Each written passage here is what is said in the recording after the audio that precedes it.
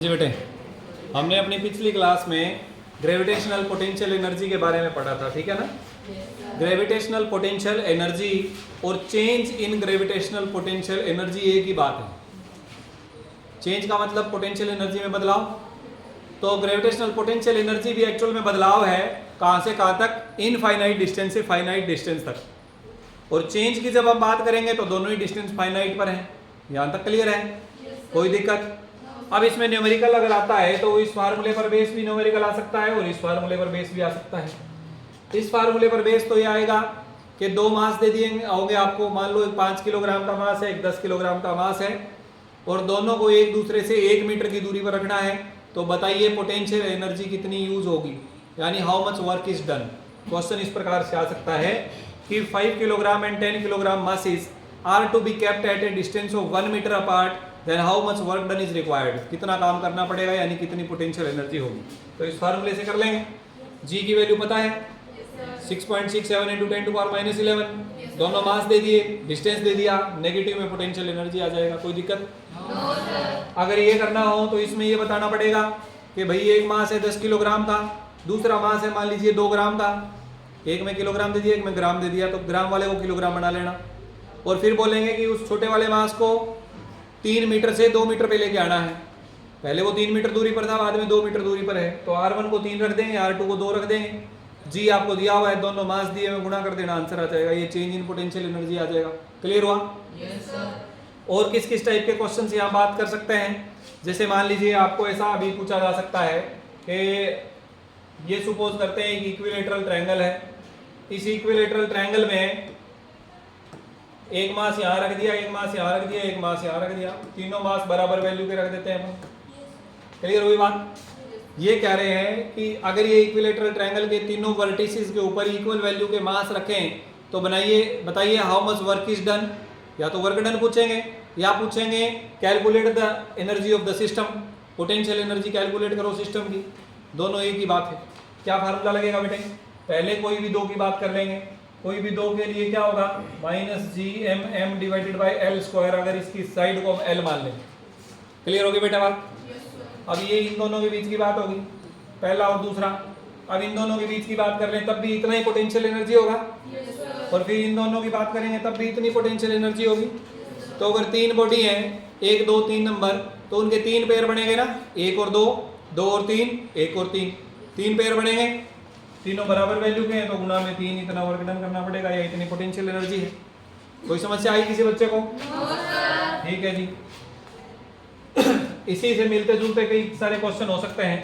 जैसे मान लीजिए कि आपको बता दिया जाए कि एक स्क्वायर है। क्या एक स्क्वायर है?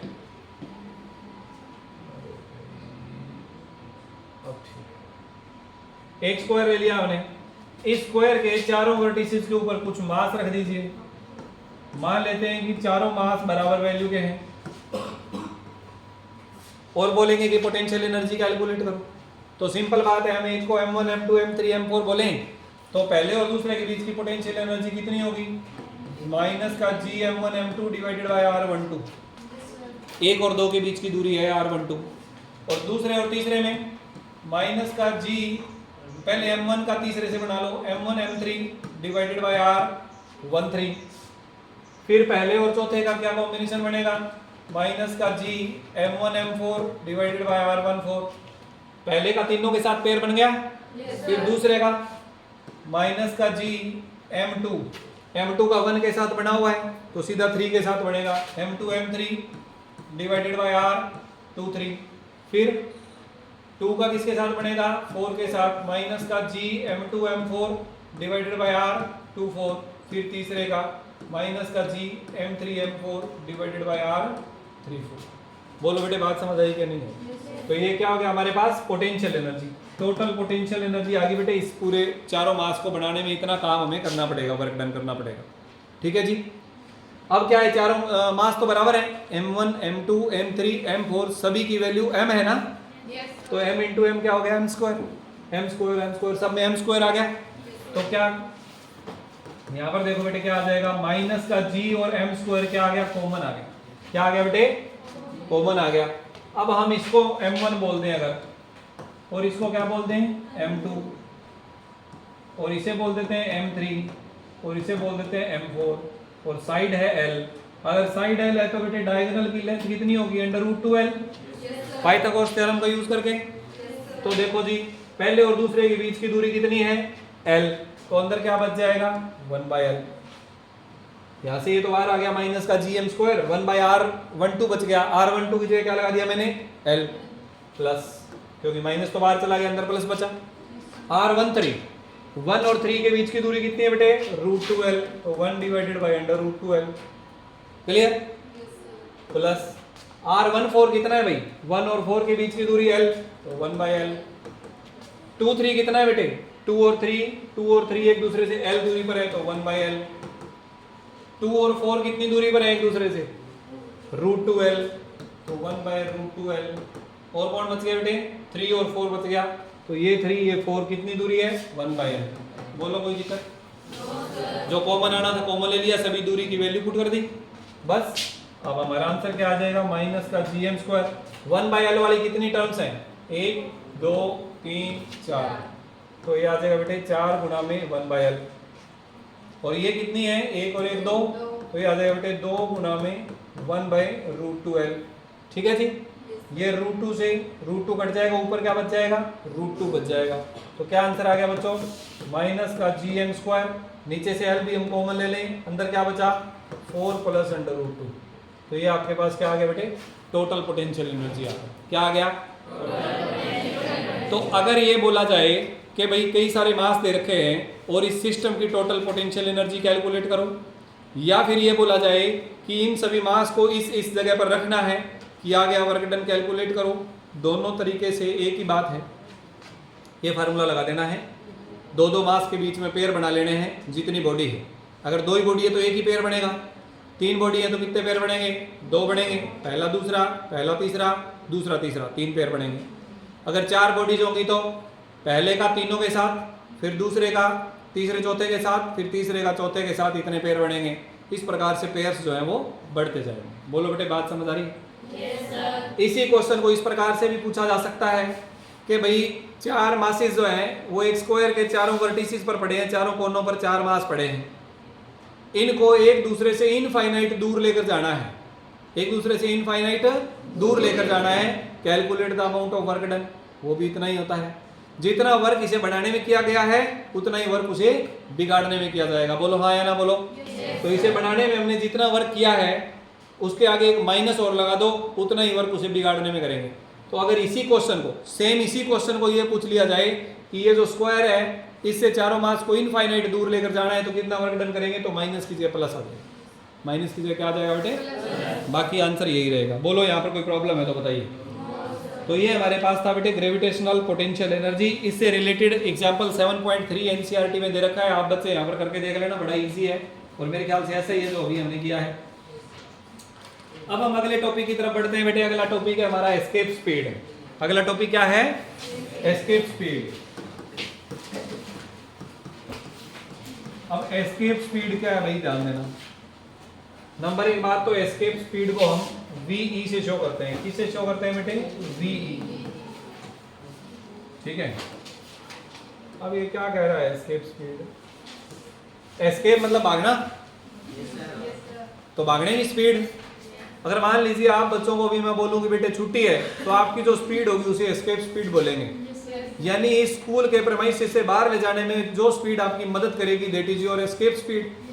सिमिलरली ग्रेविटेशनल फील्ड से अगर बाहर लेकर जाना हो किसी ऑब्जेक्ट को, मान लीजिए धरती से बाहर भेजना है, तो हम कितनी स्पीड से फेंकें? जैसे ये मार्कर है, मैं इसे ऊपर फेंकूं तो ये वापस आ गया ना, और ज़्यादा स्पीड से ऊपर फेंकूं तो थोड़ा और ऊंचा जा रहा है लेकिन वापस आ गया। अगर मैं स्पीड रेगुलरली बढ़ाता जाऊं तो इसकी हाइट बढ़ती जाएगी, यस और नो? अगर मैं स्पीड बढ़ाते ही जाऊं तो एक ऐसी स्पीड भी आएगी कि ये मार्कर लौटकर वापस नहीं आएगा, बाहर ही चला जाएगा। ये बोलेगा क्या समस्या है बार बार गिरने की, चलो चलते हैं। वो जो स्पीड होगी ना बेटे उसे एस्केप स्पीड बोलते हैं। उसे क्या बोलते हैं? Escape speed. एस्केप स्पीड से फेंकते हुए कभी किसी ऑब्जेक्ट को देखा है आपने? मैंने देखा है। कब देखा आपने, बोलो? रॉकेट। मैं किसी आदमी को देखा है क्या कि कोई आदमी किसी ऑब्जेक्ट को उठा के एस्केप स्पीड से फेंक दे? मैंने देखा है। जब मैं छोटा था तब शक्तिमान फेंकता था। शक्तिमान विलन को उठा के फेंकता था और वो अर्थ के ग्रेविटेशनल फील्ड से बाहर चला जाता था। तब हमें समझ नहीं आता था कि हुआ क्या है। अभी समझ आया कि एस्केप स्पीड से फेंका गया होगा। एस्केप स्पीड की वैल्यू होती है बेटे 11.2 किलोमीटर पर सेकेंड। 11.2 किलोमीटर। अगर हम किसी ऑब्जेक्ट को उठाकर इतनी स्पीड से फेंक दें कि वो 1 सेकंड में 11.2 किलोमीटर ऊपर चला जाए तो ऑब्जेक्ट लौट कर वापिस नहीं आएगा, चाहे वो ऑब्जेक्ट लिविंग बीइंग हो चाहे नॉन लिविंग बीइंग। मतलब चाहे किसी बच्चे को फेंक दो, विलन को फेंक दो, बाहर वापिस नहीं आएगा 11.2 किलोमीटर पर सेकंड से फेंक दिया तो। क्लियर हुई बात क्या? Very good. अब हम कैलकुलेट करेंगे एस्केप स्पीड को। डेफिनेशन लिखनी है? लिख लो फिर। It is the speed, it is the speed with which if an object is thrown upwards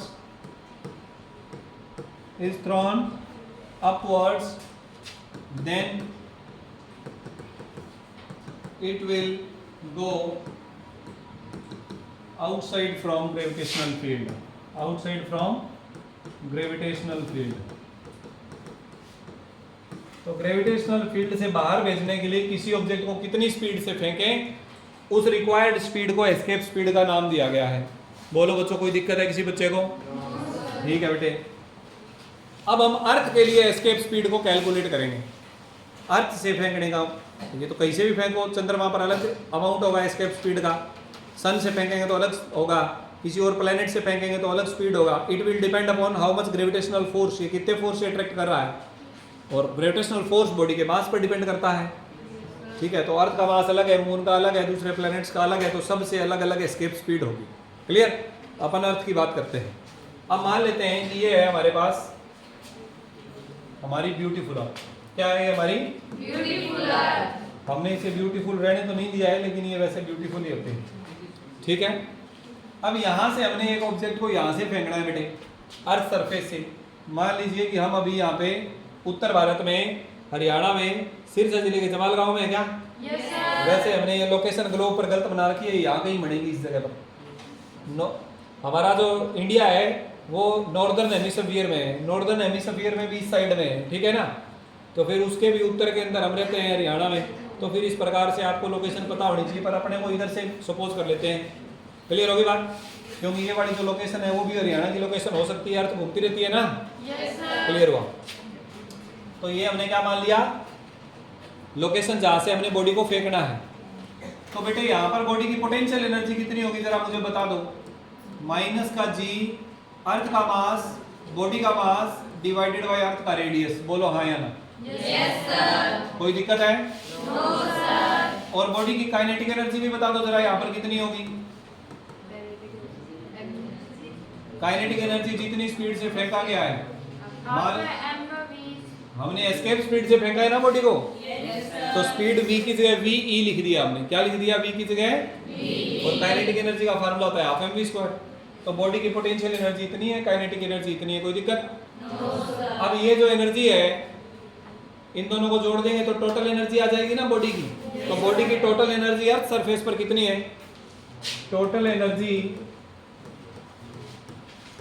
of the body on earth surface, earth surface पर कितनी है टोटल एनर्जी? E बराबर होगा बेटे, मैं इसे ES बोल देता हूँ। ES का मतलब अर्थ सरफेस के ऊपर, ये होगा U प्लस के। U कितना है बेटे? माइनस का G capital M small m divided by R plus kinetic energy कितनी है बेटे? हाफ m इंटू VE का स्क्वायर। ज्यादातर बच्चे जो गलतियां करते हैं m लिखने में, अब m आपने बड़ा लिखना है छोटा लिखना है, ये बात आपको पता होनी चाहिए। बड़ा m अर्थ के मास को रिप्रेजेंट कर रहा है, छोटा बॉडी के मास को रिप्रेजेंट कर रहा है, और ये हमने लिखना भी है। जब हम टॉपिक लिखेंगे तब हमने लिखना है कि let us suppose earth having mass capital M and radius capital R and an object of mass small m is placed on the surface. तो अजम्पशंस आप क्या मानकर चले हैं ये बताना है। ये टोटल एनर्जी आ गई। अब मुझे एक बात बताओ बेटे, हम इसे कहाँ फेंकना चाहते हैं? अर्थ के ग्रेविटेशनल फील्ड से बाहर भेजना चाहते हैं। अब हम थोड़ा सा इसके ग्रेविटेशनल फील्ड की बात कर लेते हैं। मान लेते हैं कि ये यहाँ पर अर्थ का ग्रेविटेशनल फील्ड खत्म हो गया, मानना ही है हमने सिर्फ।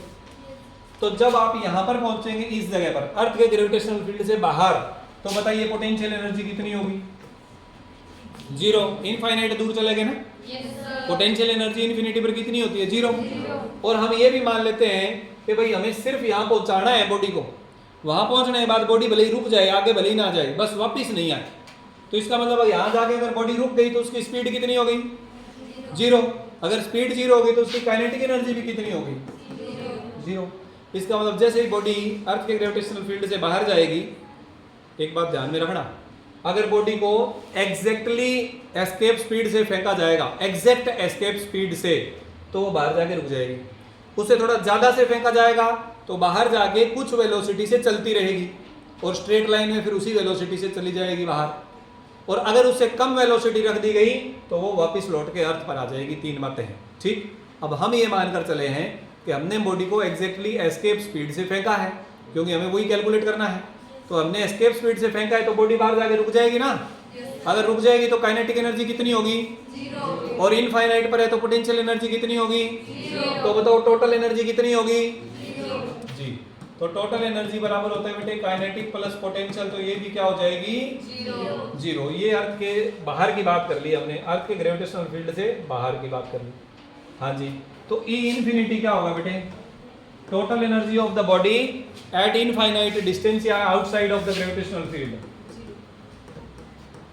Total energy of the body outside the gravitational field, outside the gravitational field बराबर क्या होगी बेटे? जीरो। अब मुझे एक बात बताओ बेटे कि एनर्जी कंजर्वेशन का लॉ पढ़ा है ना हमने? Law of conservation of energy क्या कहता है, या law of conservation of mechanical energy क्या कहता है कि टोटल मैकेनिकल एनर्जी सिस्टम की क्या रहनी चाहिए? कांस्टेंट रहनी चाहिए। एनर्जी लॉस तो होगा नहीं, तो क्योंकि एनर्जी कांस्टेंट रहनी चाहिए तो हम यहाँ लिखेंगे according to conservation of energy,